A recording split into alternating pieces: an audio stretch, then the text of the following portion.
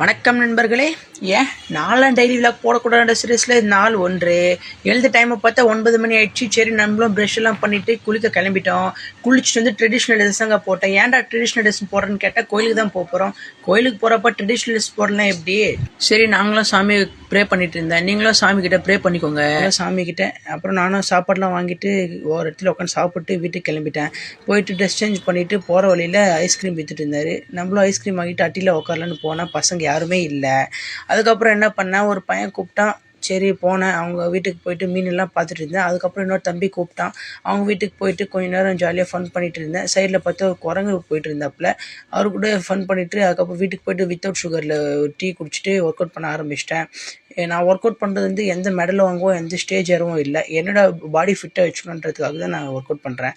அதுக்கப்புறம் சைடில் எல்லாம் வியூ நல்லா பார்த்துட்டு பசங்க கூப்பிட்டாங்க, ஃப்ரீ ஃபயர் விளையாட போயிட்டேன். அப்புறம் சாப்பிட்டுட்டு வாக்கிங் கிளம்பி அப்புறம் வரப்போ நம்ம மாப்பிள்ளை இருந்தாப்புல. அவர் கூட கொஞ்ச நேரம் ஃபன் பண்ணிவிட்டு அதுக்கப்புறம் வீட்டுக்கு போய் பார்த்தா டைம் 10. நானும் சாப்பிட்டு எடிட் பண்ணிட்டு தூங்குறேன். நீங்களும் சாப்பிட்டு தூங்குங்க. நன்றி.